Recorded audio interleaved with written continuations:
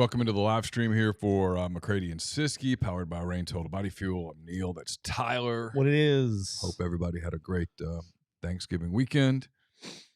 I got some stuff to get to today, so we'll jump right in here in a minute. Give people another minute or so to get into the stream. I know we had some audio issues on the last podcast as it pertained to the actual podcast, not on the live stream, but the podcast. And I'll be honest, I don't know whether it's a technical malfunction or we had a show. I want to say it was after the ULM game with Ole Miss. We did a post-game show and we couldn't hear Jeffrey on eCam, and we screwed with settings, and I'm not sure that we ever got the settings back to where they needed to be.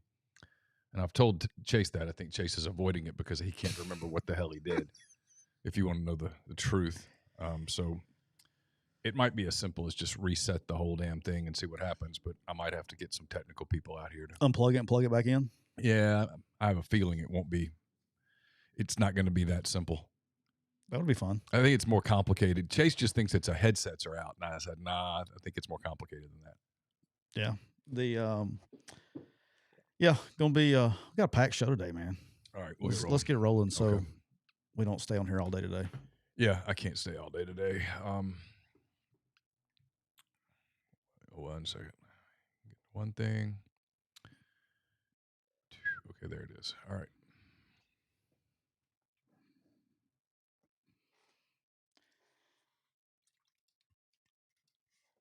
Welcome into episode 135 of McCready and Siskey, powered by Rain Total Body Fuel. I'm Neal McCready. That is Tyler Siskey here in the Clark Forge studios as we get ready for a big show. It's kind of a Black Monday, if you will, in college football. A lot of stuff happened over the weekend, so we'll dive into all of that and some other things as well. I want to tell you first, we're brought to you by Rain Total Body Fuel, 300 milligrams of natural caffeine, BCAAs, electrolytes, zero sugar. It's got what you need to push the limits and achieve your goals. Check them out on Instagram at Rain Body Fuel to learn more. All of our MPW digital programming also brought to you this entire football season by Twisted Tea. It's your go-to game day beverage for college football fans. We'll talk about Twisted Tea a little bit later in the show. Neal, the Cooper Chevrolet chat is already hopping today. I've refused to address the rumors that are in the Cooper Chevrolet chat today, but I will address this. That it's Cyber Week. That's right. It's Cyber Week. Cyber Week. At Cooper Chevrolet, Buick, and Anniston. We're increasing our incredible discounts on new and used vehicles through Monday, December the 4th, until we are sold out. So make sure you call 256-236-4481. That's 256-236-4481. Tell them that McCready and Siskey sent you, and they may even give you an extra $1 discount on that. How about that? How about that? So make sure you check out our guys. Tell them thank you very much for all the help they give the show. You do a lot of your Christmas shopping. Does Aaron do it all? All of it. Yeah. And then I'm the dad that when they open the gifts, like my older kids have got it figured out now. Yep. That they're like, Mom, thanks, and they give the courtesy.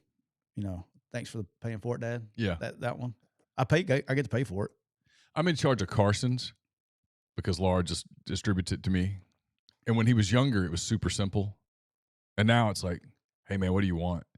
He's like, nothing. I'm like, okay, cool. That'll be easy. And he'd be fine with it. But Laura immediately is like, no, we got to make it even. Carson's very quickly learned kind of like what I've said for a while. When you're an adult, you just kind of, if you have a job and you make money, you can get stuff when you want to get stuff. It's kind of how it works. So you don't have to wait till December the 25th to load up on a whole bunch of stuff that you ultimately don't want and don't need. But it's hard. It's hard to get unanimity on that in the house. Yeah, I've reached the age that, I really don't want anything for Christmas. I just, the kids are even getting to that age where it's just like, like my older two. Now, my younger one's still fun. Little Knox. Rocking. He's fun, but the older ones are just like, they're getting to that stage where it's just, they want one really expensive thing, Yeah. And so, it is what it is. I let mama do all that, and then I just write checks or I give her the card more than but she's killing it because I I went home to get something. Went home and got my rain today. Oh, by the way, I'm rocking my Kiwi blend today. Went home and got my rain. Started my program because I got to lose some weight. I'm fat right now, so I got to lose about 15 pounds. So we did our meal prep. That's about what I'm trying to lose. Yeah, not quite 15. I want to lose about 12. I'm about 15 over right now. I got to get back. I got to start lifting again. As soon as I start lifting, I'll get back. But I'm getting older to where I'm worried that if I keep trying to do this, eventually it's not going to come off. Well, it does get harder the older you get. I'll tell you that. It's been easy so far. So one of these days, it's not going to be so easy. I can knock it out in about 2 months. Yeah. 15 pounds? Yeah. Yeah. Because I'm psycho-disciplined when I decide I'm actually going to do it. I go from being the most undisciplined eater of all time to being disciplined. But I wasn't going to do that through Thanksgiving. So I crushed it all the way up until literally last night at about watching the game in the second half. I was crushing, like I had popcorn and chips. That was my last hurrah. So anyway. You started today? Yeah, started today. Gotcha. So, but I went home and told you all that to tell you this. I went home and Mr. UPS man made some deliveries to the house today. So it's already begun. Begun. Yeah. Yeah, it's already begun. So that's how that works. So did you have a good Thanksgiving? I did. Good. I did. I know you went to the game. You drew a little. You went to the Ole Miss Mississippi State game in Starkville. I know you caught some hell. I've heard. How about that? I didn't know that my wardrobe was such an important topic. I know. I was shocked. What I'm really disappointed in is I was trying to troll because I saw Cole on the sideline. I was like, this would be great. The troll you were going for is not the one you got. Yeah. Right. So I was going for the troll, and no one even gave me credit. No shit, no nothing for the troll that I was attempting to do. Yeah. And then I have a maroon. I call it eggplant purple. I don't even call it maroon. I call it eggplant purple. Yeah. I've actually had it for like 4 years. It's a Patagonia hoodie, and it's fleece laced on the inside. I wear it when I go snow skiing. It's really what I got it for. And so it's the warmest thing I have. It's cold. So I wore that under my jacket. So I had a maroon hoodie on underneath my black jacket. Right.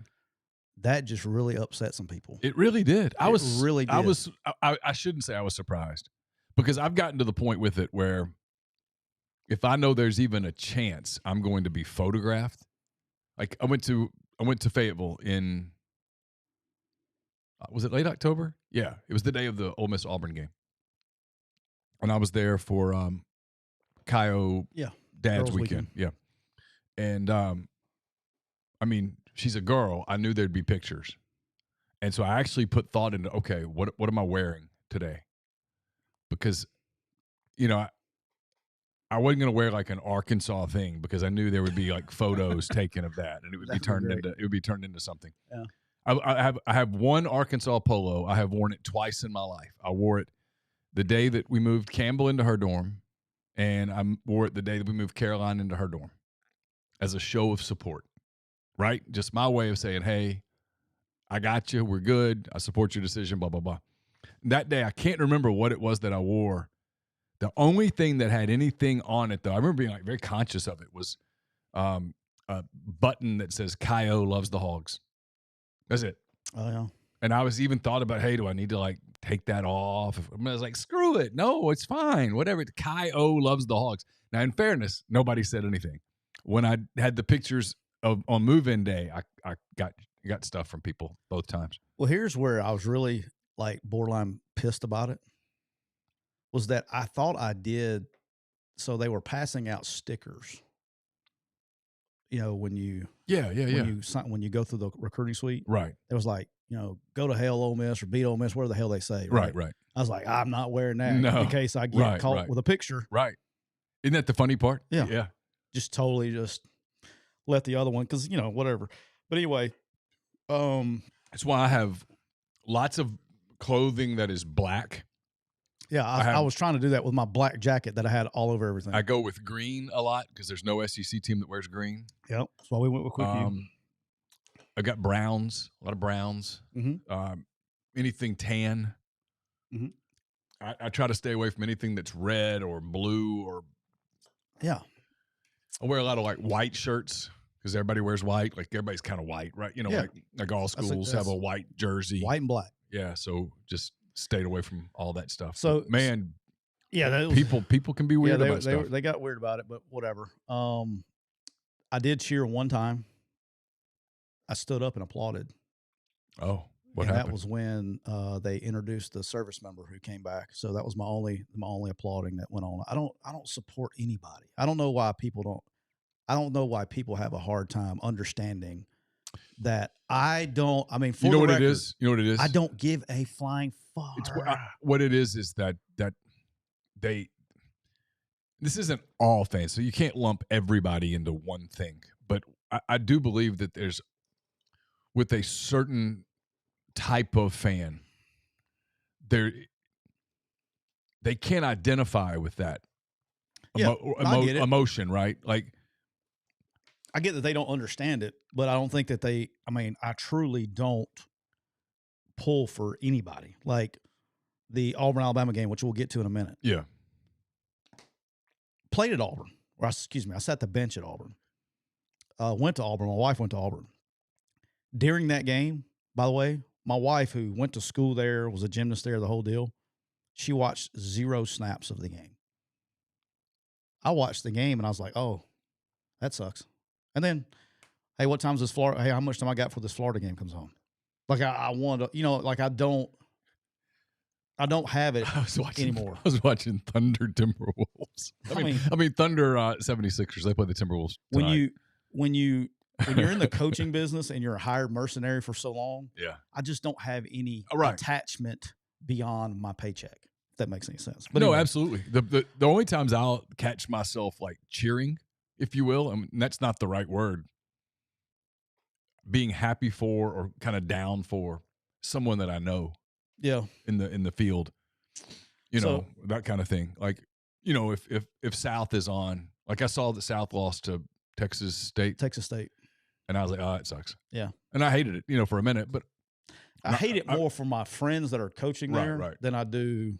Like, I don't worry about the school losing. Sure. Like, my attachment is to the people in the school. To people, yeah. Right? So, and that's what, contrary to popular belief, my interest in Ole Miss is because of Derek Nix and Tom Luke and Pat Jernigan. Yeah. People that are friends of yours. People that are friends of mine. Yeah. I don't want them going through. Well, and that's what I was trying to say was you have friends that are, at least were, I don't know if they will be, but they were on the state staff that just finished the season. Yeah. Joey Jones, who I worked for 3 years, is a close friend of mine, was my boss for 3 years on staff.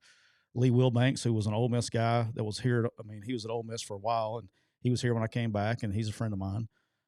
He was there. Will Friend, O-line. I mean, people, but it's not like Brad Peterson. I like him. Right.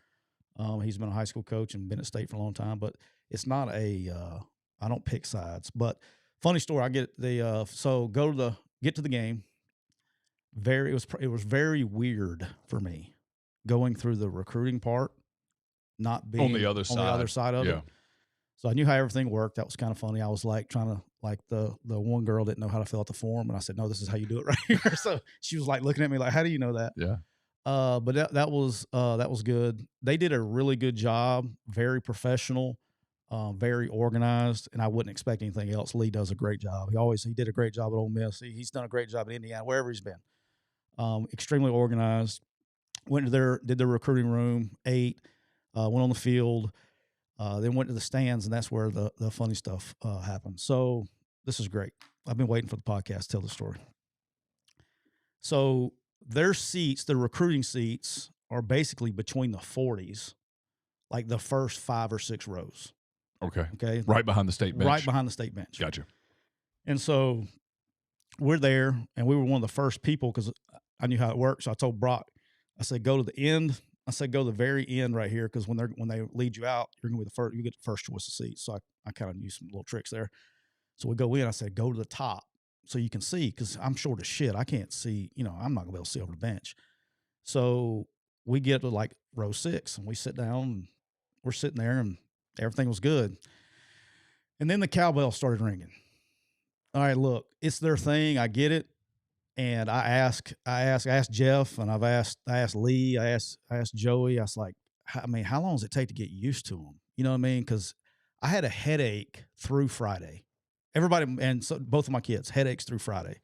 It was abnormally loud. I get that that's your thing and cool, whatever, that's your thing. But like, I always thought that the cowbell was for like cheering, like you're excited. Yeah. Ring the cowbell. No, The cowbell simply signifies that the previous play is over. That's what it does.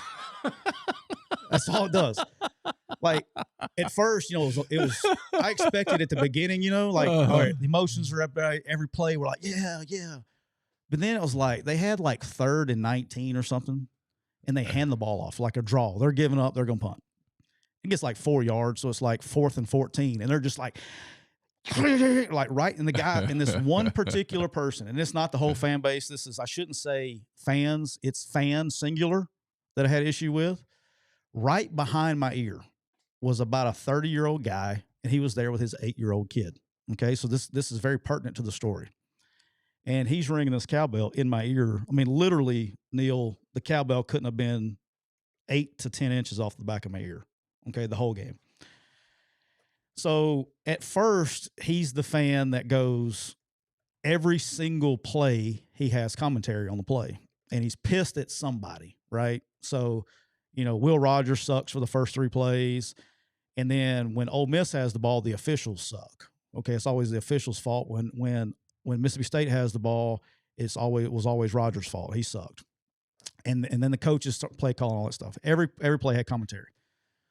Well, that turned into about the 2nd or 3rd drive. Jackson Dart gets hit after a play. He throws it away, but gets hit, and he was a little slow getting up, and his ankle was hurt. And the language that he used, I would even repeat on this podcast. Oh, is that bad? Yeah, huh? He was like, "Get off the ground, you California effing F." And I'm talking about a homophobic term.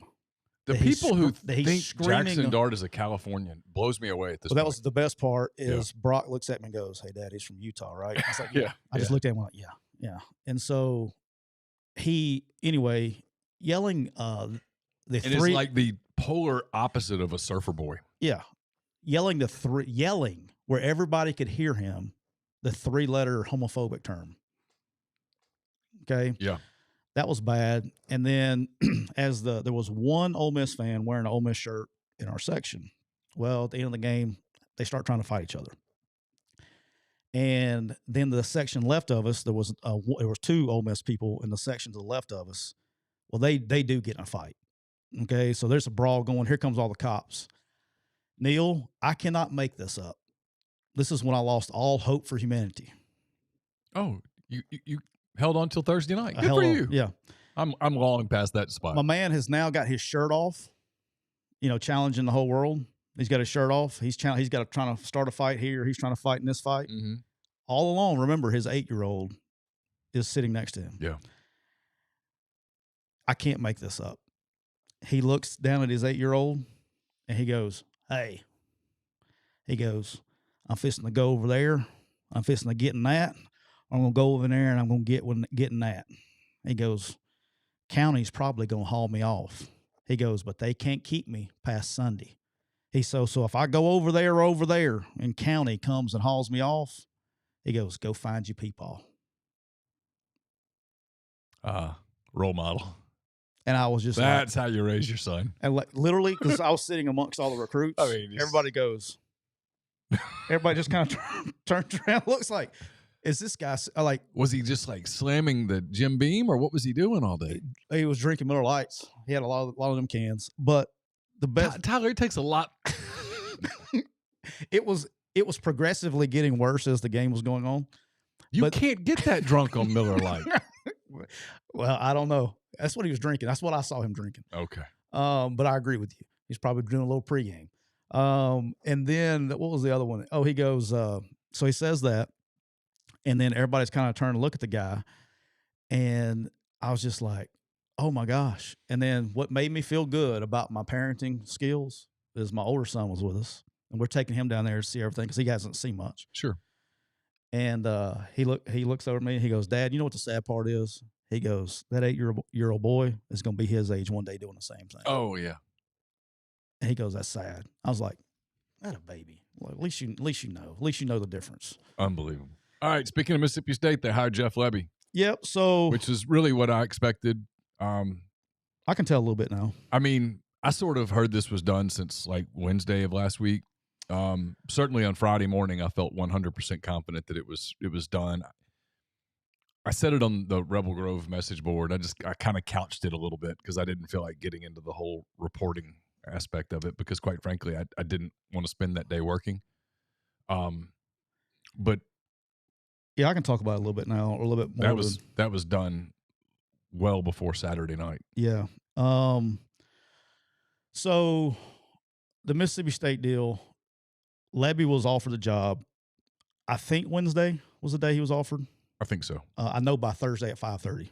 I can guarantee you Thursday by 5:30 because that's when I was on the phone.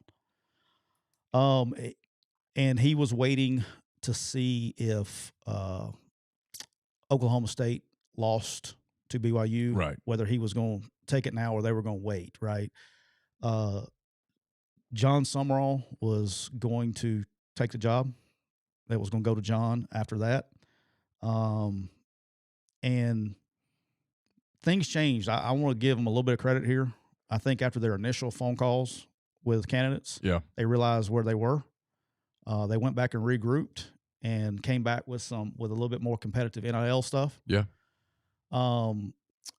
So they started this search with 3.5. They're probably going to be able to quickly get to 5.5, and they have a legit plan to get it to 8.5 pretty quick.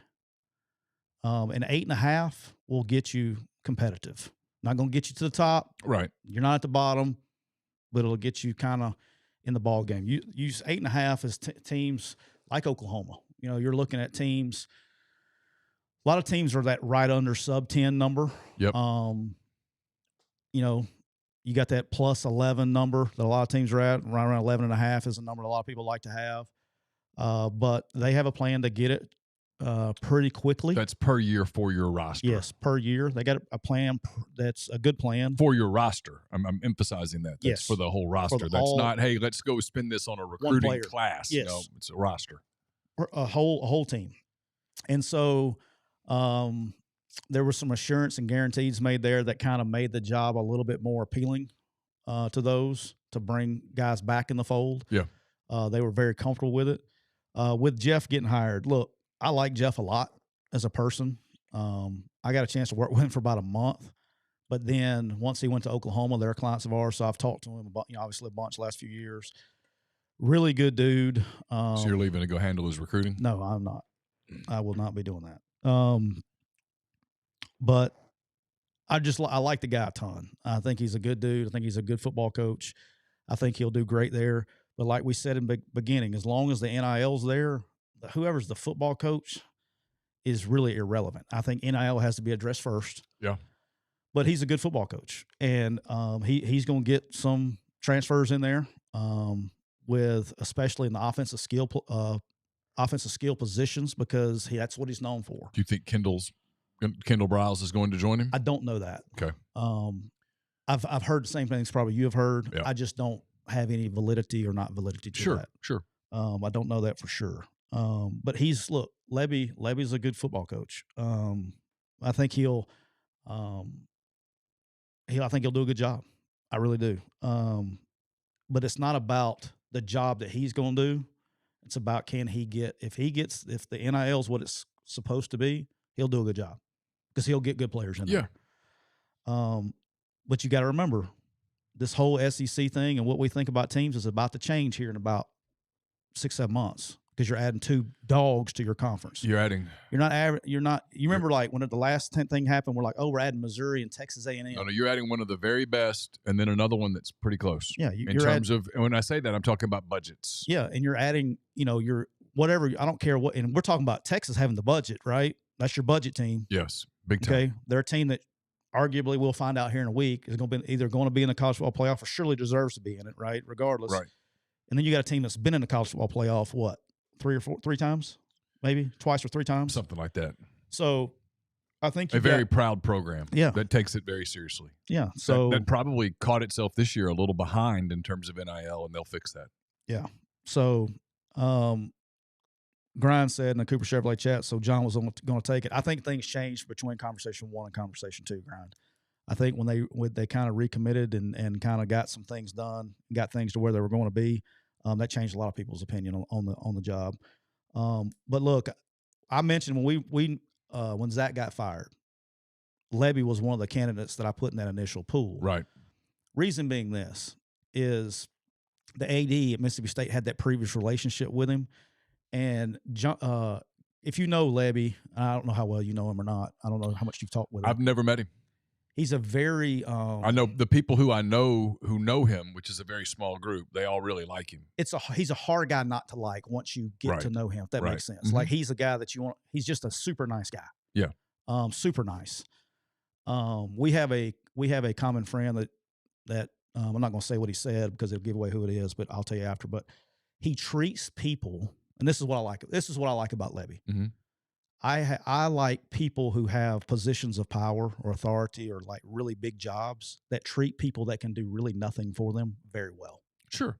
He treated the people that were way underneath him on the ladder of the profession. He treated people that had nothing to do with the profession. He treated people the right way. He's a good human being. I don't give a shit what everybody's going to tweet about his father-in-law and all that stuff. I don't care about that. I know him for the person. And sure. I think he's a good dude. So that was on that one. So Texas A&M has their rodeo and ends up with Mike Elko after a Saturday night that still to this moment remains a mystery how that all went down and why it was even necessary. The story I would like to know. I've heard the same story, but two different versions of the same story. By the way, Jack's All Trade says, what's the non-red blue glasses NIL for Ole Miss now? I don't know. I've heard different numbers. I would feel comfortable saying 11.5. I was going to say 12. Yeah. I've had some people tell me it's a bigger number than that. I'm not disputing that. I'm saying conservative. Yeah. It could be more. It could be more. I don't think it's less, though. No, it's not less. The number I would feel comfortable saying from an accuracy standpoint would be 12. Okay. It might be higher than that. And if it is, it is. I don't know that. And it's one of those things where, man, nobody's like, it's no, I'll be quick on this because I don't want to spend all day. No, you're good. It's kind of like I heard Jed Hoyer say this the other day, he's the general manager, the president of baseball operations for the Chicago Cubs. He was asked budget. And he's like, look, why in the world would I ever tell anyone what our budget is? Yeah, you don't want because agents know what our budget is and they can work within that budget. And your budget ain't your budget. And then you can't get as much out of your budget as you intended to, or you've got to go back to your bosses and ask for more. And then if you don't produce, well, that's your ass, right?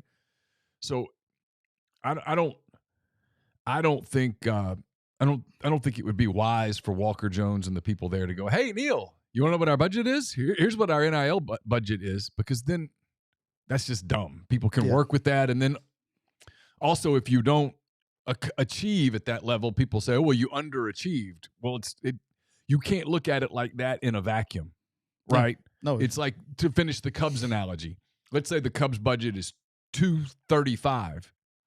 Okay, well, in the National League Central, that should be enough to win, except maybe you were competing for free agents and stuff against teams whose budget was $400, and you didn't fail because you weren't better than the Reds and the Cardinals and the Pirates and the Brewers. You failed because you didn't have the ammunition that the Dodgers and the Mets and the Phillies and the Yankees had. Right. So you can't look at it in a vacuum and go, okay, well, let's rank the NILs, and that's how teams should finish. It just doesn't work that way. Yeah, and then before we get to Texas A&M, I'm gonna move on. Before we, I want to say something about John too. Like John, just won 10. John Summerall. Yeah, I probably need to make that clear to him. It's a fairly common name, John. So there are multiple Johns. Just won 10 games in a row in his first 2 years as a head coach at Troy, which is a Sun Belt program that had losing seasons before he got there. His time's coming. And I think it's coming really quick. And if I thought Saturday night it had arrived. It was close. It was closer than people think. I mean, I really did. I thought, oh, well, Mark Stoops is going to Texas A&M. John Summerall's about to land the Kentucky job. He's about to coach the Sun Belt Championship game as the coach in waiting at UK. That's, I'm not that's really what I thought. I'm not going to get into that whole part as much, but yeah, it was closer than what people probably realize. But look, this is real simple when it comes to being, if I'm AD right now, and you always have to have your list, right? Yeah. The cycle's going to come and go. We'll talk about as we go, finish this segment up today. John Summerall, Kane Womack, and Jeff Traylor are the first three names that I'm calling. Like, go ahead and put them on your list for next year. Any Power 5 job that comes open, I want to talk to Jeff Traylor. I want to talk to Kane Womack. I want to talk to John Summerall. Those are three names that you got to talk to, and you got to go because you just have to. And you can say, well, they're not. Somebody is going to hire them, and they're going to win. If you can win 10 games in a row at Troy 2 years in a row after what he took over, yeah, like I don't think people understand what he took over, and it's in the Sun Belt.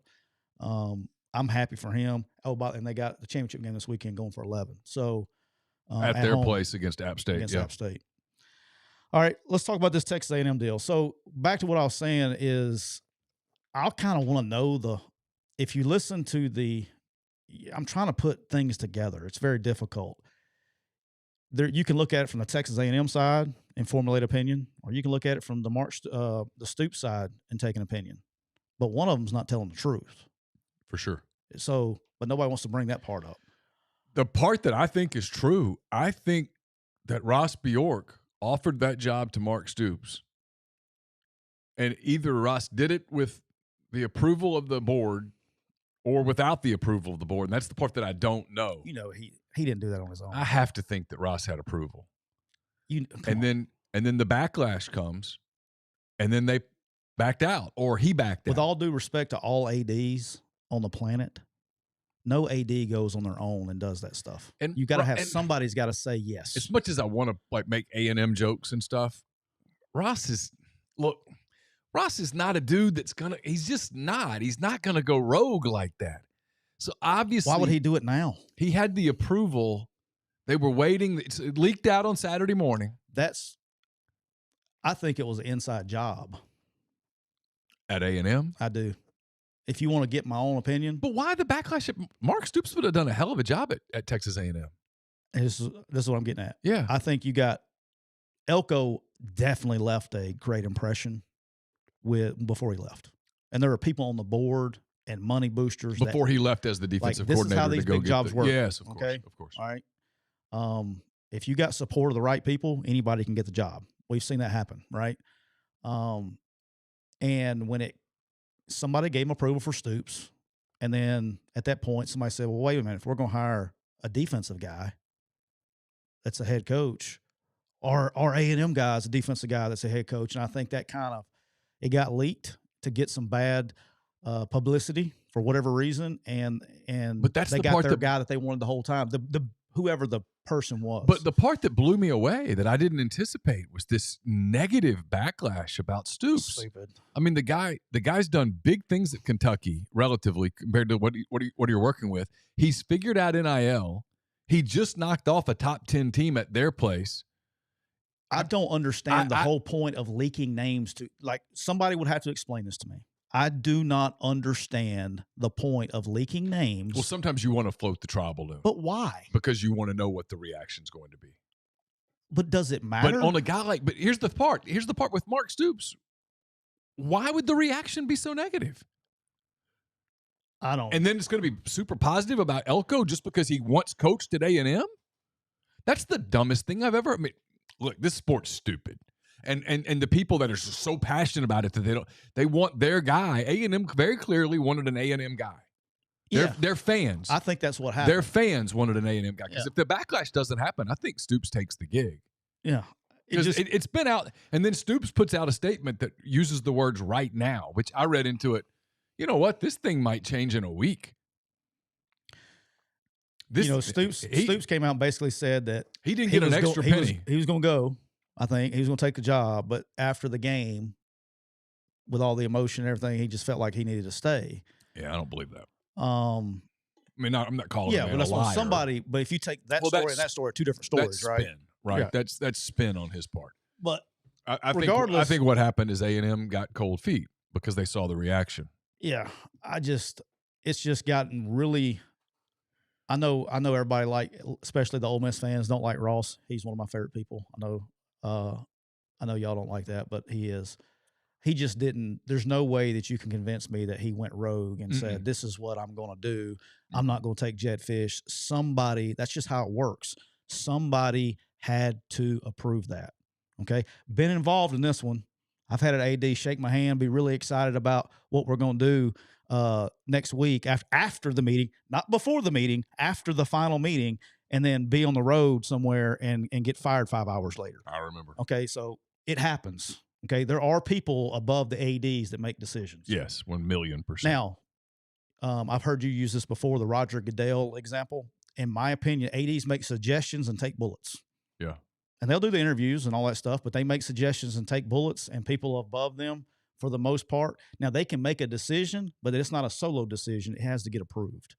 So we're brought to you by Twisted Tea. Are you ready to elevate your college football game day experience? Check out Twisted Tea. It's your go-to game day beverage for college football fans. Twisted Tea is unlike any hard beverage you've had before. It's made with real brewed tea.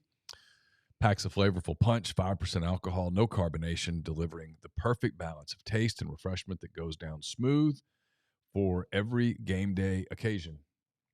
Hold on 1 second. Are we still good? Yeah, we're good. For every game day occasion, no need to settle for the usual. Twisted Tea turns up any occasion, especially when you're cheering for your favorite team. Perfectly complements your love for college football, your passion for creating unforgettable moments. So let's toast to unforgettable game day experiences with Twisted Teas, the drink that fuels fun and celebrates your love for college football. Keep it twisted. Speaking of probably some people in the state of Alabama needed some Game Changer patches on Saturday. Game Changer patches are the only 2-patch system available in the market. Stop hangovers before they start. Warm-up patch used before or while you drink. The overtime patch used after you've been drinking to recover while you sleep. The all-natural ingredients will keep you in the game and ready for your next play. Go to GameChangerPatch.com. Promo code RebelGrove20. RebelGrove20 at checkout for 20% off your purchases. All right, last thing on Elko going to A&M. Here's where it's a positive, okay? That fans won't realize, and I know he didn't get the big welcome party like Levy got. Elko has relationships with all these kids that they recruited in that really good class. Yeah. By him coming, it's going to help keep people from going in the portal. Yeah. Okay, so that will be an immediate positive to the roster, is he's going to be able to prevent, not all of them, I'm sure some will still go, but he will alleviate some of that. Yeah. If you have just a massive coaching change. All right, Michigan State. Big hire. Michigan State hires Jonathan Smith, one of your favorites. Makes a lot of sense now. So Clay brought this up. I did not see this. The Oregon State fans are up in arms because when he got to Michigan State and they asked him about the timeline, the guy's completely honest. He says, "Yeah, I've known for a while, all that stuff." And you're telling me that you've known for a while? And I mean, they're up in arms. Yeah, he knew for weeks. So let me give fans, so before everybody's backlash and everything like that, you don't just finish your last game, okay? I don't care what the coach tells you. You don't finish the last game and then go have a 10-minute conversation with the wife that you're leaving and moving across country to take another job. That's not how this works. Well, those contracts take a little longer to get worked out too. Yeah, there are a lot of agents involved, all that stuff. So I've been involved with one of these, okay, when we were at Arkansas State leaving. We had a bye week for whatever reason. There was no Sun Belt Conference Championship game. Okay, so our last regular season game was championship weekend. So it had been this weekend, okay? We had a bye week on Thanksgiving weekend. We had wrapped up the Sun Belt Conference Championship outright the week before against Middle Tennessee. Yep. Freeze let me know on Friday night that he would not be coming back with the team. And we were playing at Middle Tennessee. He interviewed with Ole Miss at FedEx offices in Memphis on the way back. So we had a whole bye week, all right? Yep. Thanksgiving week. So we had a couple days. And I'm pretty sure, I think the day was Tuesday, maybe Monday of the next week that he took the job, okay? Yeah. And I remember the AD, Dean Lee. So it was me, Freeze, and Darren Hiller were in the staff room. So in the staff room was where we would game plan, and we were getting ready for the Troy game, and Freeze's office door was open to his office, right? And I knew that Freeze had taken the job. Hiller, but he had his circle was really small. Like not everybody knew on the staff. Like Dave Womack knew. I think Chris Kiffin knew. We had a small circle, and not everybody knew. And so Dean Lee, it was the most awkward thing ever. Dean Lee would come over, and he's trying to get Hugh to sign a contract extension because at the time he was like the lowest paid head coach in the history of football. He was making $200,000, 212, I think, 220, something like that. Yeah. $1,000 as a head coach. And Dean was trying to get him to sign this contract extension for a big old raise of $350,000 a year. Yeah. Meanwhile, Freeze has already agreed to his $1.5 million plus $100,000 SEC wins at Ole Miss.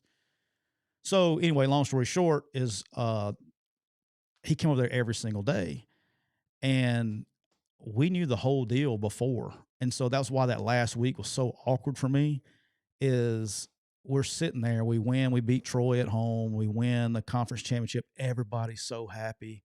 And I'm just like, I'm moving. You know, you just like, you're not even happy about winning the championship because your life is changing. Does that make sense? Oh, of course. And so it's like, it was like a bittersweet thing and nobody else knew, you know what I mean? Like such a small circle that knew, and you're sitting there going, having to like smile and knowing that it's really over. It was on a Saturday, right? Saturday. Yeah. I wrote it that night. And well, so that was a Saturday. He took the job I think it was the Tuesday before that Saturday. Yeah. Yeah. So 4 or 5 days. And then the whole deal is that I figured out I was getting a smoke screen on the Fedora stuff, and that's when I pivoted to this is Freeze. Yeah. We were going to have a team meeting and tell the team and then leave. And the infamous Archie Manning video comes out like an hour before the team meeting. Oh. So that was rough timing. On Sunday? On Sunday. We had the team meeting at 7:30 or something. And he releases the Twitter thing, releases at 7 o'clock. Yeah, but it was out by then. Because I wrote it on Saturday night. Well, I'm just saying for the players. They weren't following the internet yet. Back then. So anyway, that was a little awkward. But beforehand, so I feel bad for Oregon State fans learning what – I know they haven't had coaches leave to take other jobs, probably a lot at Oregon State, but that's how it works. All right. Houston fires Dana Holgorsen. I'm interested in this one. It's potentially a good job. It is a great job. A lot of people will be interested in this job. They got Coin now. Yeah, a lot of people will be interested in this job. And they're in the Big 12 now. Yeah, this will be a different job than it's ever been before. And in response, Jeff Traylor is probably going to be one of the first names come up. UTSA is working out a new deal with him right now. Watch for Willie Fritz. Yeah, Willie Fritz is the name that's going to come up. Gary Patterson is going to come up. Mm-hmm. But Jeff is a no-brainer trying to get Jeff, but UTSA is going to work out a deal with him or trying to get a deal worked out to keep him. And then Indiana made a move on my guy, Tom Allen. Text with Tom yesterday, but he's going to be fine, obviously. Oh, of course. Good day for him. Let's get to the elephant in the room here. Which one? On Indiana. Yep. The name's it's out there. It's come up. He coached there before he went to South. I don't believe Kane Womack would really want the Indiana job. I could be dead wrong. His name's going to come up with that job. What are your thoughts on that? Well, I haven't talked to him. Okay. Purposely. Yeah. I haven't talked to him. I don't think he would do it. I could be wrong, but it's my gut feeling as well. My gut would say no. His name's always going to be associated with that because of his past there and all that stuff. But here's the deal. Look, there's going to be a couple of SEC openings next year at a minimum. You can see the writing on the wall. You're going to fight me on one. You're going to agree with me on the other. It's almost inevitable with one. It's probably inevitable with the second, which means there could be more. And that carousel. I'm assuming you're talking about South Carolina and Florida. Well, I was referring to Arkansas and Florida. Oh, Arkansas. But you're right. Arkansas and Florida. South Carolina could be a third. Could be a third. Yeah. And when that thing starts spinning, I think that's the merry-go-round he wants to get on. Yeah, I would. Now, he's not told me that. I don't know that. That's my guess. I have not talked to him about it. I texted with him on Saturday, but not about this. Look, he's a good head coach. I know they went 6-6 this year, but he'll be just fine. He's going to get his opportunities. I wouldn't jump just yet. It's a good question from Pete. Would Kendall Briles get hired as a head coach, particularly at Houston? That would be interesting. Yeah. Would make sense. The thing that Tom's gonna be well taken care of. The thing that stinks is I got friends that aren't on those big contracts that are there, and it's just I hate the business sometimes. Oh, it's brutal. Guys lose their jobs right here before Christmas, and it's panicky. And yeah, sure. And another twist of fate today, Rick Stockstill gets fired at Middle Tennessee. Been there 18 years. I was gonna say almost 20 years. In another twist for Quick U, they recently just got Quick U like last week. Sent their logins to them this morning at 8:00, and then by noon they were fired. So that was an interesting day at Quick U today. Yeah. With that. But look, Rick, I want to say this about Rick because nobody's going to talk about Rick on any other show, and this is the only reason I want to talk about it. Rick Stockstill is one of the finest human beings I have ever met in this business. I was a young GA. We were at the convention. It was in Orlando, so I want to say it was 2003 or 4. I was never going to do anything for Rick Stockstill. He was the offensive coordinator at South Carolina at the time. Uh-huh. And courtesy, I don't even remember who I was with that knew him. You go around, you're trying to work your network and meet people and all that stuff at the convention. And he took time out of his day where he did not have to. And he sat down, bought me a beer, sat down, and just let me just pick his brain. And he had so many other things he could have been doing. And he never broke eye contact with me. He wasn't the guy that was looking around to see who else was around. He sat down in that chair for an hour and basically just gave me advice on the coaching profession and everything that's involved with it. And he didn't owe me a damn nothing. And he did that, and I always respected him for that. So I hate that for him. He's been there 18 years.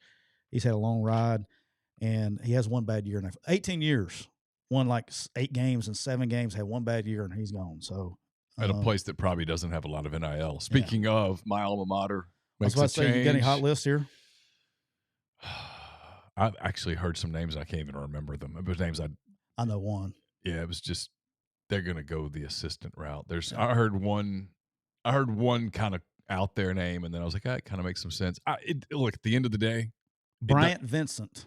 Watch out for Bryant Vincent. Isn't he at Monroe? Okay. He's was at New Mexico, but he was the interim head coach at UAB last year. It won't matter. The facilities are awful. There's no NIL. There's just no interest in that job. And there's no interest in that program, even locally. Like Monroe people don't care. Yeah, it's tough. The people in Monroe who care are, for the most part, LSU fans. My guy John Hartwell down there, he'll figure it out. I applied for that job the last time, and I didn't even get a sniff. And I mean, look, John, real quick, I'll give you a price. I got his number. You want me to send it to you? I've got his number too. Yeah, He's a guy like John. I've got family there in Monroe. I mean, I could probably drum up some little bit of NIL. You could do the podcast. All sponsorship goes to NIL. Yeah, I could do a podcast. Warhawk Daily. Can we just be Warhawk Weekly? Warhawk Weekly. There you go. Just once a week, boss. Yeah. Ain't got time for daily. Hey, I can get us to 0-8 in the Sun Belt. I can get us there. That's a tough gig, man. So, hey, John, if you're interested and you want to do something kind of crazy, I'm your guy. I'd be great with media. Think of how good I'd be with media. You'd be great at press conferences. I mean, how good would I be at the press conferences weekend and weekend? All right, serious question. Would you be the guy just drilling people's eyes out over stupid questions? I mean, I would probably point out that wasn't a very good question. Hey, you should have worded it like this. Now, I'm going to answer the question how you should have asked it. But then that would be funny, though. I'd let my players be very accessible. Tell their stories. Yeah. Have your own. When a kid came in, show. When a kid came in and was like, "Hey, coach, I got an NIL offer," I'd be like, "Hey, good luck to you, my man." If I took a job like that, that would be my move, though. I would sell like a reality show. We'd sign up for Quick U. That's shit. See, there you go. Need it. We'd sign up for Quick U. It would help. It would help. It would help. There you go.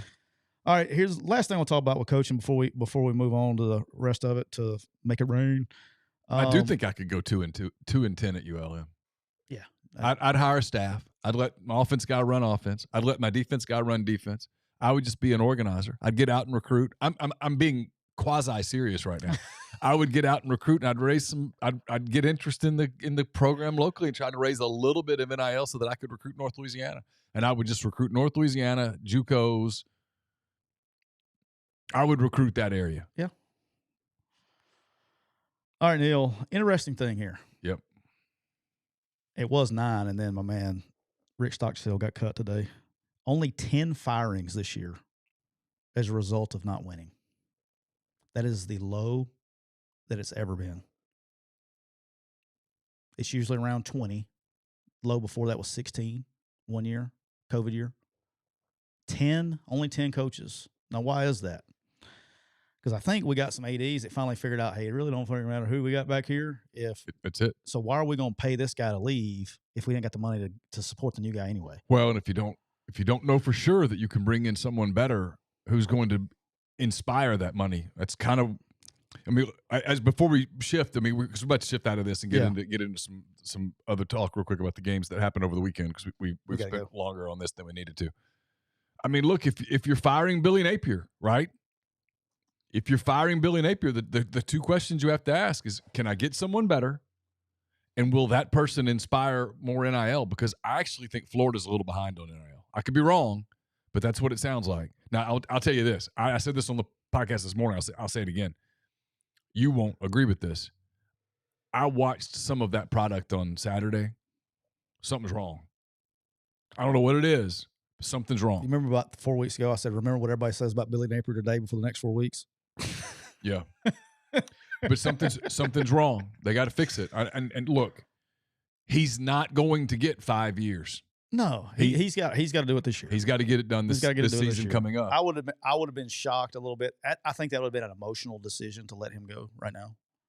But he's got 3 years with NIL and the way the roster turnover, the way you can turn over a roster now. He's got 3 years is fair. All right. Portal season's cranked up before we get to make it rain. I just want to get this out there so fans will have something to compare by. Know this for a fact. If you are quarterbacks are fist to be on the move in a quick second, okay? Okay. There's a lot of quarterbacks that are shopping that aren't in the portal, that are about to get in the portal. They're pre-portaling? They're pre-portaling. Okay. Starting quarterbacks that you know, like this guy's a dude and you already know he's a dude, those guys are going for about $1 million. Okay, $1 million can get you a guy that's an established starter that's a good player. Okay. I'm keeping names out of it. Sure. And I'll keep names out of this one too. The most popular market this year is going to be the backup that was a heavily recruited guy because, as we talked about 2 weeks ago, there's only 8 players in the last 2 classes that are playing right now. 8. That means there's a ton of quarterbacks that are 2s or 3s that were heavily recruited, Johnny 5-stars, all that stuff. Those guys, a lot of those guys are getting in the portal. I know probably 4 of them right now that are marquee guys that are not in the portal yet. Those guys' price is usually about 600. Is usually around that 600,000 mark. Yep. $50,000 a month if you want to get real specific. So by the old math, 50 times 12 is 600. Yep. So $50,000 a month will get you one of those guys. So that's kind of the market right now for quarterbacks. Pete, if I get the ULM job, I will come to you and try to get you as my offensive coordinator. Let's go. All right, there you go. What are we doing? Shake it up. Shake it up. Shake it up. Quick, I'd bring Quick you and Pete with me.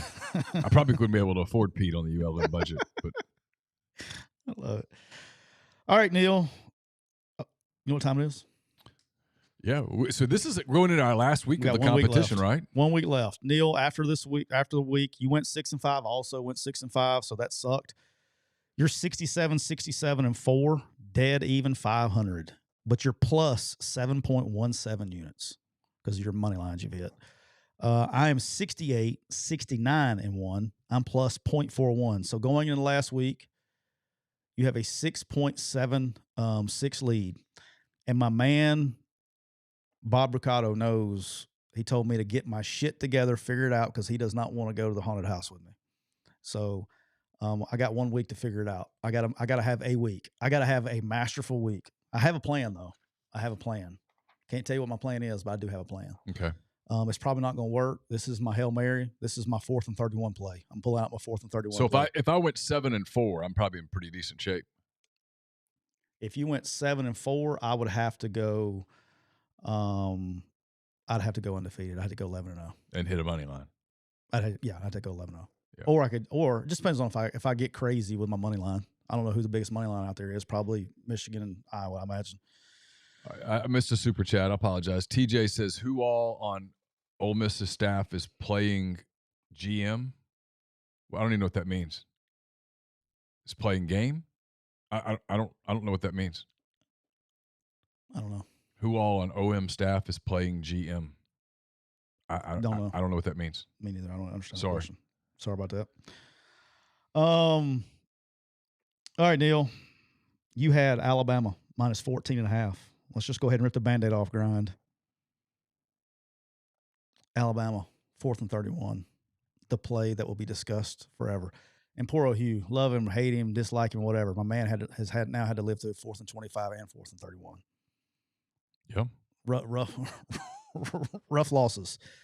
Auburn snatches defeat from the jaws of victory on 4th and 31. A lot of talk about playing defense on this. Look, they're playing like 38 man is what I called it. If you're a Madden player, they're playing 3-man. That's the 30. You get it in 3-2-6 section in your local Madden. They manned up the 5 and had one guy in the zone in all 3 zones over the top. So by the just good old fashioned math, 2 of the 5 are going to be singled up. Kind of what it appeared to me. I still haven't seen an all 22 angle. I've seen as many as I could see. It looked like Baum was getting ready to running the back line, and James was trying to find him. And then they threw the ball. And then my favorite post of your loyal people from your board was some guy said that was an easy throw, and then he could make the throw 8 out of 10 times. So I challenged him. If he would like to, for charity, we can set up a quarterback net. I can call cut down here. We can get a quarterback net set up. Yeah. That ball was thrown from the right middle at the 37-yard lines where he released it. So he threw it in the back of the end zone. So that's 47 yards. 45 to 47 yards. And then you do the old, what do they call the Pythagorean theorem, right? That's a 52 to 55-yard throw that he made. So I don't know how many posters you got on your board that can actually even throw a football 55 yards. Much less hit a net 8 out of 10 times from there. They made a play. First of all, before we critique the defense, that's a pressure moment to make that throw. There are NFL quarterbacks that can't make that throw. You think Justin Fields can make that throw? I would not bet on him, no. Not consistently. No. He'd throw the shit out of it. Zach Wilson, we can go down the list. Not a lot of NFL. That's a tough throw. No, look, Jalen Milroe has improved all season to the point of it's like one of the really cool stories in the league. Agreed. Because at the beginning of the year, you're like, what are they doing? How did they end up this bad at quarterback? Yeah. And he was the best player on the field Saturday.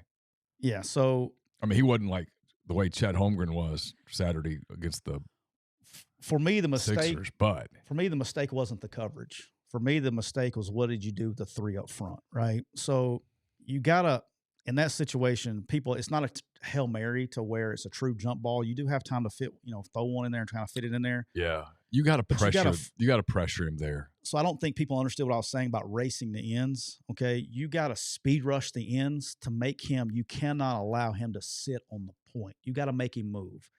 For me, in an ideal world, you would want to do it from the defensive left side to make him escape or move to his left away from his throw hand. And where things are moving. Because he got to stand still and survey. Because if you he saw everything develop. If you move it to the left, you cut half the field off. He can't roll left and turn around and chunk it. Right. You see what I'm saying? Well, and he can't see what's going on over there. It's the same theory in a Hail Mary, what you do with trying to escape. You want to keep them off their throw hand because you can throw hard. So that was that. I don't understand the spy, having a guy there for the spy. Hell, let him run. You want him to run. I don't know if he was supposed to run. I haven't talked to anybody. I don't know what his assignment was, but all 3 guys just got stoned and ran right down the middle of guys instead of speed rushing and forcing them to move.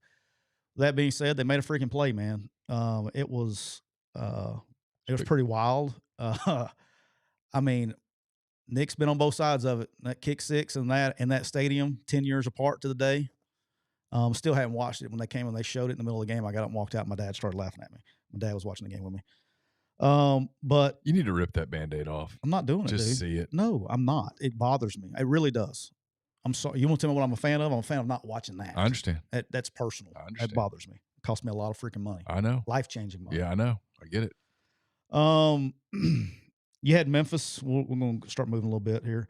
You got Memphis minus 11. Anything else in the Auburn game? I mean, besides that, Auburn played great. Just sets up. We'll talk about it tomorrow. It sets up just a fascinating scenario Saturday where Alabama goes after Georgia, and I don't know what's on the line for Georgia, and frankly, I don't know what's on the line for Alabama. Like how that all gets worked out if this happens and if this happens. It's wild. I have a feeling though, all they need is for Georgia to win and Washington to win. That's all they need, and then they'll get all four undefeated. They can get all four undefeated teams in there and have their way out. Yeah. You know what I'm saying? Like that's the way. That's their out. But Washington winning is not a sure thing. Yeah, and hell, at this point, Georgia winning is not a sure thing. But if that happens, that gives them an out. We'll talk about tomorrow. When teams do stuff like what Alabama did, I go, oh. It's kind of like a few years ago when Auburn did those plays. You're like, dude, it's like meant to be. Dude, the kick six was one thing, but people forget because of kick six, they forget the Hail Mary against Georgia. Right. You know, before that if that play just falls incomplete, we go to the championship game and regardless if they beat us or not, we ended up going to the FBS championship game anyway. Right. I will say this. Hugh and the offense staff had a great plan against Alabama. He went right through the Nick Saban problem checklist, man. 12 personnel, motion, speed, sweep, motion. Because what people don't realize is when you get Nick and base, okay, and you use the speed, sweep, motion, they rock and roll the back. That's two high safeties. And so this safety has a run fit right here. Well, they do it, and you have to change them quick because of the stuff that Hugh runs off that play. You got to have an alley player. So when they rock and rolled the safeties, they were a man short in a gap, and they were running counter back into back to where the guy left from. And they were a man short in a gap, and so they were throttling it. And then they came back. Great call is coming back out of halftime. This was the best call of the game. So what does Nick have to do to adjust? He's got to go one high, play man. So when they brought the guy all the way in motion, the guy ran across and they picked him and ran the real route, was uncovered.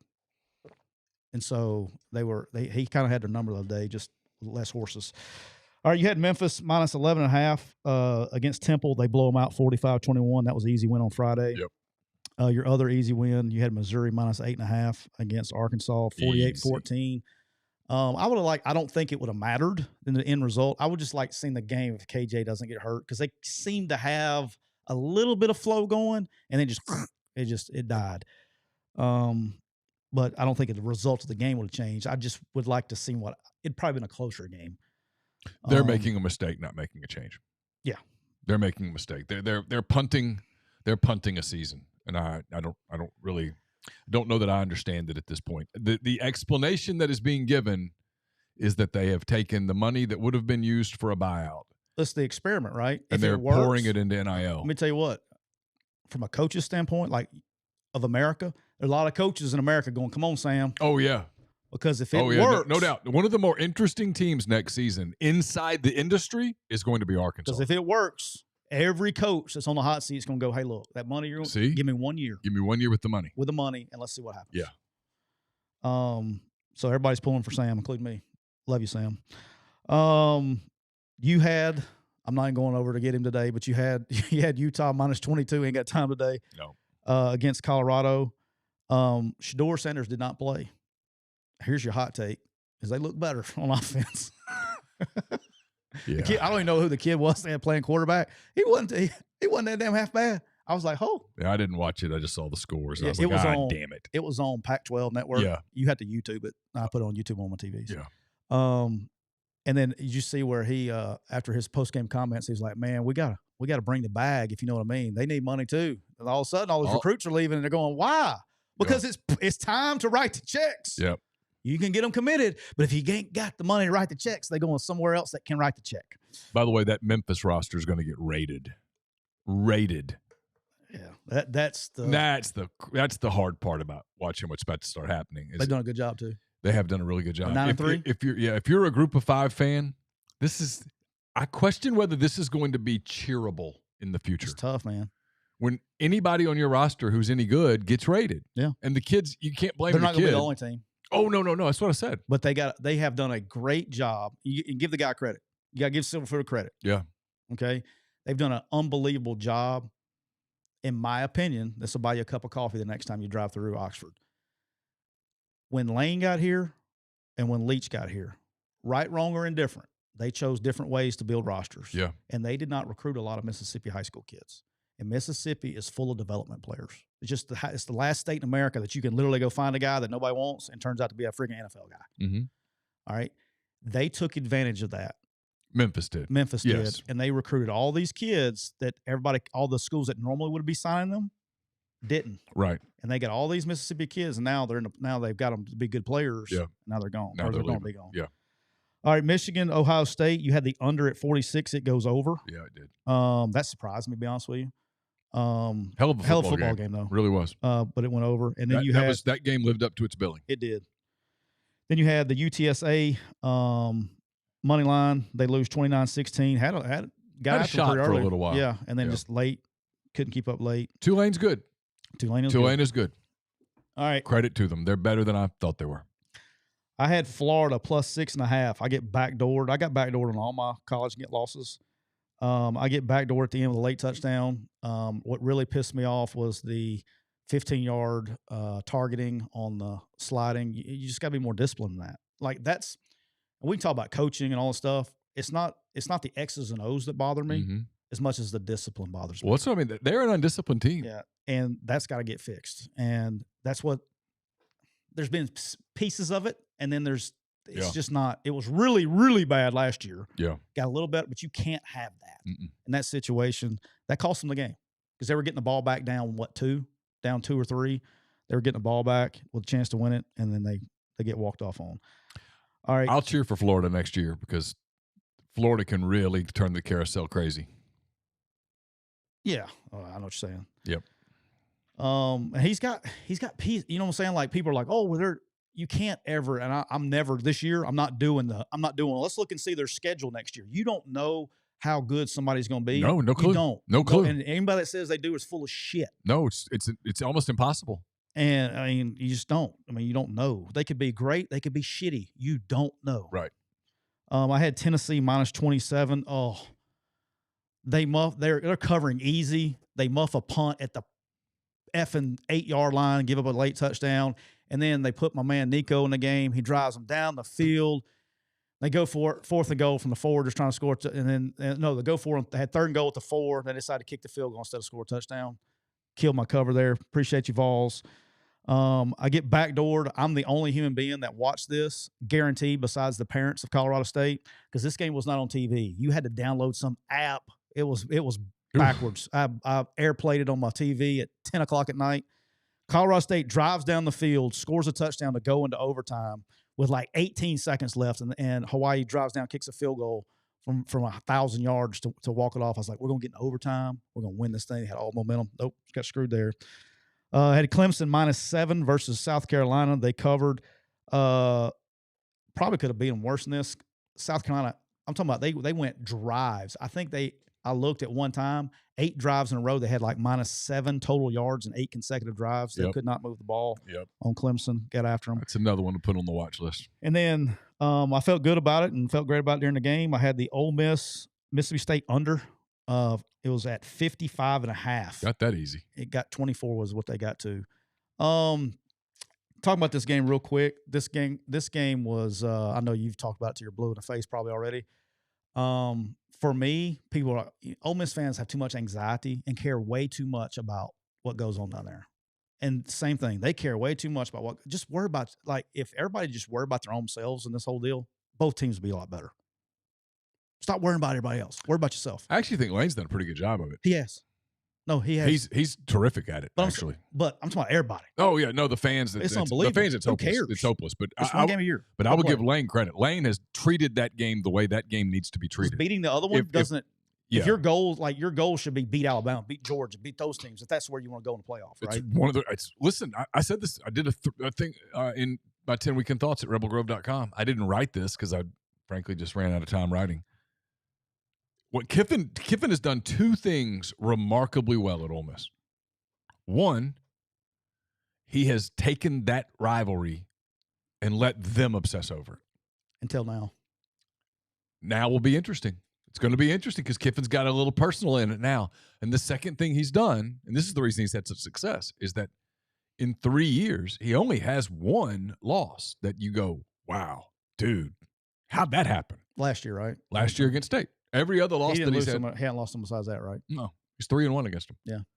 But in the last 3 years, that's the only loss that he's had where you're like, people go, well, Arkansas last year. I'm like, no. That was totally. You figure out why that happened. It was week after Alabama. You were up there. It was their senior day. They played really well. Yeah. All that stuff. No, that loss is completely excusable. That's what he's done well. But you're right. Now that Levy's there and he already started. Like if I were around him and I was someone who he would listen to, I'd be like, hey, Lane, you don't need another personal game. No, you got plenty of them. Because you don't do great in the personal games. Got plenty of them. Stop. Just coach. I never felt that game was in jeopardy, even when they went up. You know, what is it, 7-3? They went up at one time. Is that the right thing? Yeah, 7-3. Yeah, 7-3. I know there's probably some uneasiness. Like that game never. You should have seen my phone. I was like, dude, what are y'all worried about? The game was never, in my opinion, being there. I never felt that game was in jeopardy. Same way. Because if you watch the flow of the game, it was they had one drive, right? Start of the second half, they had a good drive, but everything before that was they really struggled moving the ball. Ole Miss was moving the ball, but they were getting behind the same thing we talked about. What their issue is, they're getting behind the chains and killing drives and things like that. I will say this: the cool thing from an Ole Miss perspective, where I was like, okay, it showed a lot of maturity as a team, going down 7-3 and coming back and having 2 consecutive touchdown drives. That's what real teams do. That was probably, in my opinion, which nobody's ever going to say this. I'm probably the only one. The most impressive thing about this season to me, 100%. To me, okay, 100%. And you can disagree with it, not like it. From an Ole Miss perspective, all the games, all the shit, the most impressive part of this season was them to go down 7-3 on the road in a rivalry game that everybody's emotions were out of whack, and then to respond with 2 consecutive touchdown drives. Mm-hmm. And I'm talking about business-like. Kind of did it all year. And that's what they did this year. Yeah, but this one. But it was different. But yeah, but that's what they've done this year. I get it. But this one, they had a chance there to get kind of squirrely. Sure. And once they really scored the first one, I was like, that's it. But they came back and responded twice. Yeah. But, agreed. I had the Iowa money line plus 116 against Nebraska. Had that one the whole time. Oh my gosh. I know. Did you watch the game? Yeah. Guy throws a freaking always strike. Watch my Hawkeyes, man. Throws a strike interception. They did not see the jack drop right in the middle of the zone. They simulated pressure. He drops right in the middle. He never saw him and threw a freaking strike with 16 seconds to go. Pick. Had it the whole time. All right, NFL, Neal, you had the Bills plus 3.5 against the Eagles. They get it in overtime. They lose the game. They lose the game, but they win. They covered 37-34. Really good football game. It was a good game. Eagles really came back. Eagles came back and won the game and did it right. 49ers, you had them minus 7.5 against the Seahawks. Here's my beef. All right, first of all, you covered that one easy. I did not tell you this. I got on my phone to show you. My man Bob, I was texting back and forth with Bob. So Thanksgiving Day, instead of betting on NFL games, I put a 10-leg player prop parlay. I hit 9 of the 10 at plus 2,700. Oh, wow. I hit 9 of the 10. And the one that I missed, I had Brandon Ayuk, the receiver for the 49ers. I had him at 55 or more yards receiving. He got 50. I was 5 yards short. I mean, I had like Brandon Cooks 30. I mean, I had all these. I had CeeDee Lamb touchdown, Christian McCaffrey touchdown. I had all these. A 10-leg parlay, 5 yards short. Pissed me off. But that hit for you. You had the Ravens last night. It was just on your side. Flowers should have gone down, ran out the clock. Nope. He decided to be a rookie and score. Covers for you. The Ravens win 20-10. Chargers in trouble, man. They got to get rid of Staley's got to go. Yeah, he's got to go. Love you, Staley. You got to go. Got to go. Got to go. Next head coach of the San Diego Chargers or the Los Angeles Chargers, Bill Belichick. Write it down. Oh. Write it now. There's your moment. There's my hot take for the day. All right. You had the Miami Dolphins minus 10 versus the Jets. They win 34-13.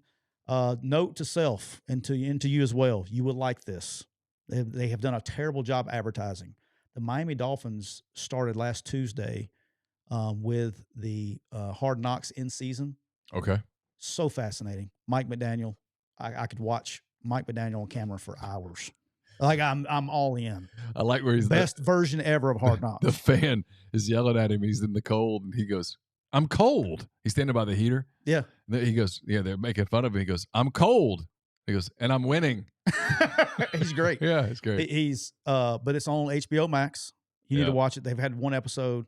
You will love it. It's great. And then you had the shocking of the weekend. You had the Lions -7.5, and they get throttled. Yeah, it was by the Packers. That was. You know who looked really good was Jordan Love, and he hasn't. That was the first one he's been. He looked really good. He's been through a stretch. That was about that time we'd started that game. The turkey was on. I was doing stuff. Laura came out and said, "Do we have any orange juice?" And I knew what that meant. I said, "It's mimosa time, isn't it?" Yeah. So we went to mimosas. Then we went to some old fashions. And by then I was like, you know what? I'm going to have to figure out a way to chill a minute because I got to work tonight. Yeah, no, there ain't no doubt. Is the internet good on your side? It appears to be. Yeah. I think it's just spotty lately. Yep.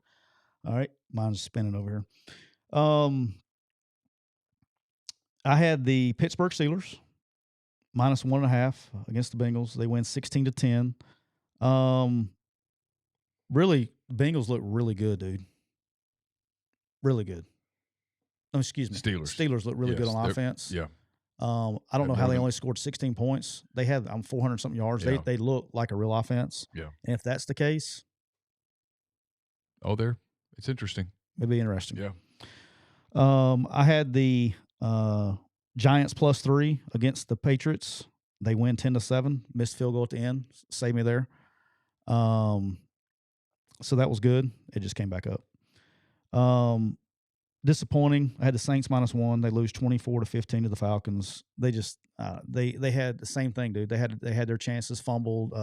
Taysom Hill fumbles at the end. They're just not good. They're not bad though. No, they're not. But they're not good. You can't count on. They're good enough to win that division. Yeah. You know what I mean? Like yeah. They just you can't if you're going to win that division. Where as bad as it is, you can't lose those games. All right. I had the Titans -3.5. They cover. Beat the Panthers 17-10, and Frank Wright gets fired today. Yeah. Saw that? Yep. So knew that was going to happen. I don't know if you saw the end of this game. I was the only one watching it because I bet on it. They had 4th and 6 on the last drive. He throws a freaking wide receiver screen and gets blown up. And even Bryce Young, I knew it. Bryce Young was like looking at the sideline. I was like, that's it. Somebody's going. And look, I can say we want to. The Panthers have an ownership problem. Yeah. They have an ownership problem. Yeah.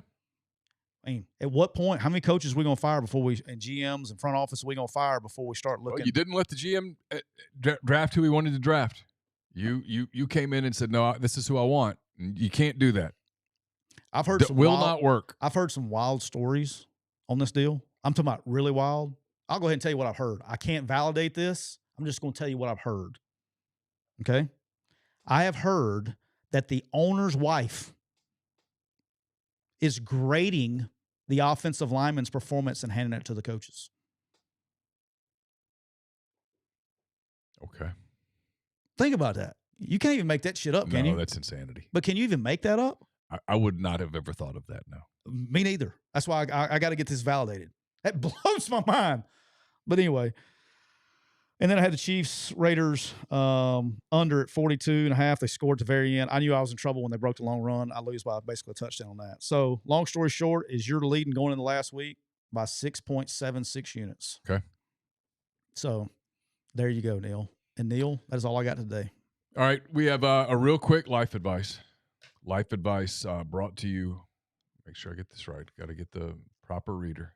Got to move some stuff around. Life advice presented by State Farm agent Cole Walters.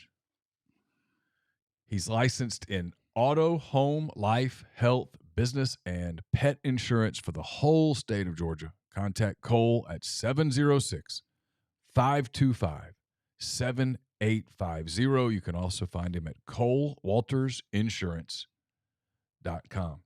All right, so you sent this to me. We'll be quick with this. By the way, if you guys want life advice, send it to us. All DMs are open. You can send it email, Instagram, whatever the case may be. Says, big fan of the show, got a life advice question of sorts. So I've been bouncing around this theory for a while, and given the new life advice segment, it seems more pertinent than ever to run it past y'all as a scholarly peer review of sorts. So much of male decision making is based off of the attractiveness of women, and in response, we've created a 10-point rating system. However, because this rating system is perceptive, it's also open to debate and argument. I don't think he means perceptive. I think he means subjective. Okay. My prompt to you is that the 10-point rating system is a fallacy. We actually live in a binary system, 1 being that you would, 0 being that you would not. Thoughts, comments, theories. All right. You want to take this? Yeah, I'll take it. This is where I probably, with the real super macho guys, I lose my man card, and I'm cool with it. I don't want it.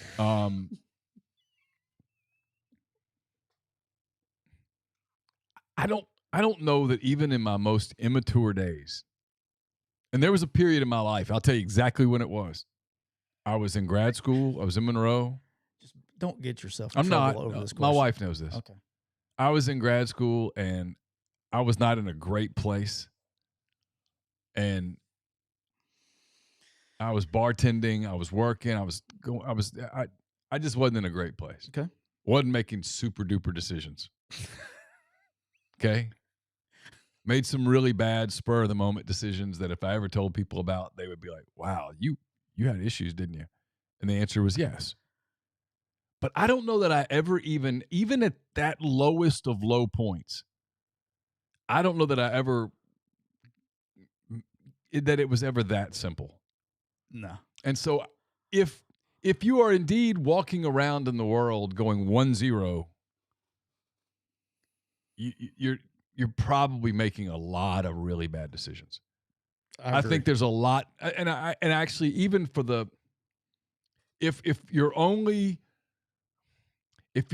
quote grade that you're distributing to a female is based on her appearance,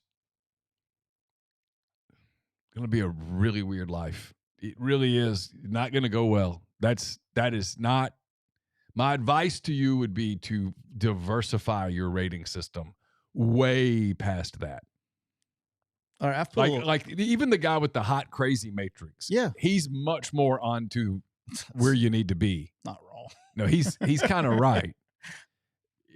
No, it's not binary. All right, so while you were reading the question, I kind of found where I was at. I think this is a generational thing. Oh, okay. That's a good where point. I'm going here? I see where you're going. I think since the apps and all that stuff where you're swiping right and everything's based on appearance. Yeah. Everything's based on bios and appearance. Very superficial starting to relationships. I think for the younger group that's used to that world, that's what they know.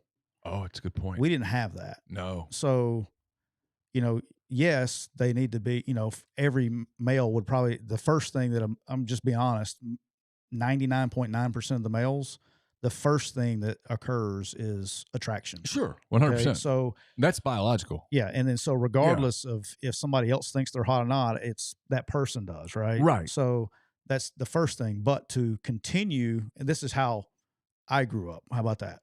To continue anything past a date or whatever you want to call it, it needed to be something where you didn't want to just kick them out of the door when they left, or you were excited to drop them off. You had to be building some sort of a connection that went beyond that. Yeah. That was, and that's what I was getting, that hot crazy matrix. Like, I get that. There's been some gorgeous ladies I could not wait to like adios. Yeah, I experienced some of that in yeah. I mean, there's some.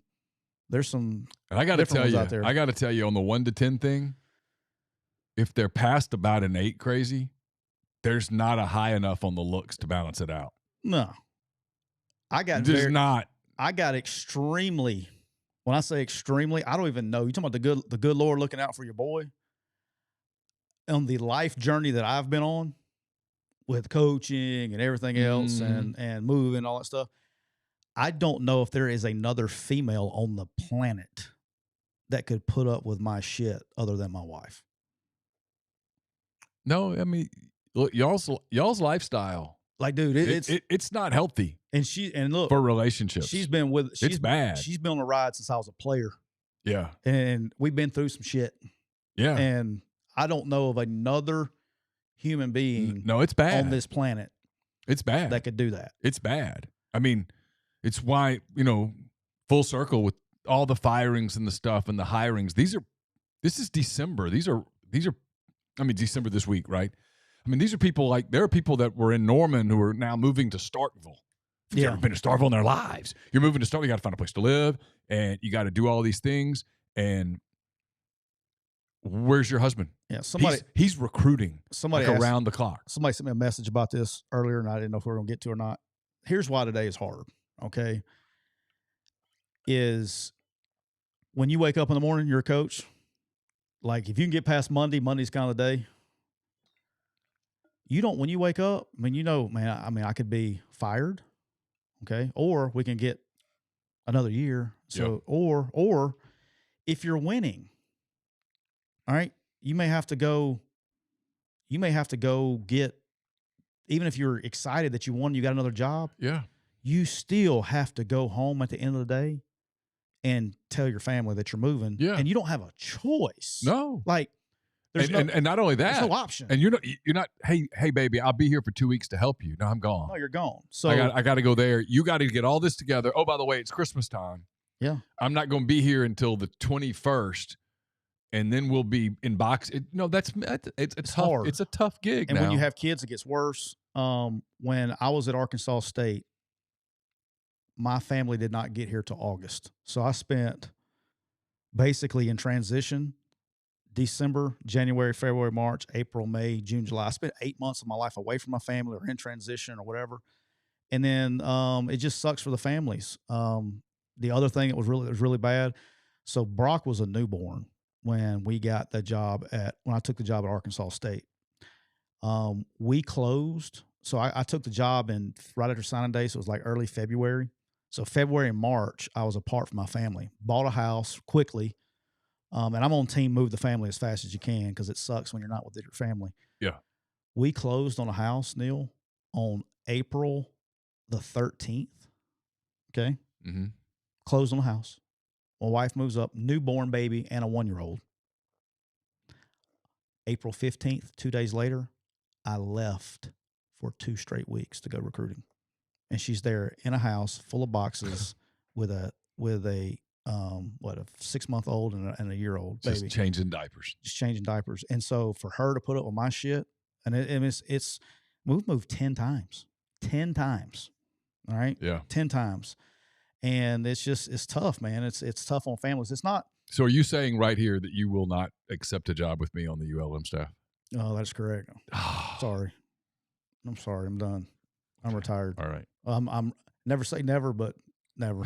Yeah. Never say never. I never will say never because you never know. Life's crazy. But boy, it's going to have to be. I've had very fortunate to be able to say no a few times, and I haven't even really. I've had one since I've shut it down. I've had one call, one interesting opportunity that made me think that I ran it by my wife. Oh, I have a checklist that I go through, and I got to get through all 6 of them before I even talk to my wife about it. The other ones that get called, I don't even bring it up to my wife. She doesn't even know. Just in case she wants to do it, I don't want to do it. I have to want to do it first. But I've had one call since probably since the first call came, after I started my business. I'm talking about. Yeah. But that's that. Hey, real quick before we get out of here, I had a super chat from Blake. Thank you, Blake. Very awesome. Says, Siskey, do you really like those smaller college football games or do you just like betting on them? I enjoy some Group of 5 games personally. I may be alone here. No, I enjoy them. I think that's I shouldn't say I enjoy watching football. I don't really, and to me, a lot of times the best coaching and schematics takes place at the Group of 5 level because they can't beat you with players, so they have to beat you with scheme. Right. So I like watching the scheme more than I do anything. I'm a coach nerd. Austin, thanks for the super chat as we go. Is she cat hot? I don't remember. We didn't get a picture of this one, did we? The one, no, this one we just did. No, he didn't. He wasn't talking about anybody specifically. I think he meant some of the Monroe stories. Oh, I know one Monroe story from yours, and one was she was snake hot. Oh, yeah. The one that you told me the story about. Yeah. I've got to think about which one. The one that's famous now. Oh, yeah. She was snake Tawny hot. Katane. I wasn't going to do that. She was in my bar with Chuck Finley. Is that what you're talking about? We'll talk off there. I don't want to put your business out there. All right. Yeah, Tawny Katane she was pretty hot. The one I'm referring to is snake hot. Okay. Yeah. That you've told me about the Monroe stores. Yeah. I'm not putting your business out there, though. Okay, yeah. But she was snake hot. The most famous person that ever came into my bar was Tawny Katane. And there were actually some famous people in there, believe it or not. Well, I don't think that was her. I'm going to tell you the one. All right. We'll stop there. Yeah. Thanks, everybody. We'll be back tomorrow. We'll talk about some games and such. Again, thanks to all the people at Rain and Cooper Chevrolet, everyone else. Talk to you again tomorrow. Bye.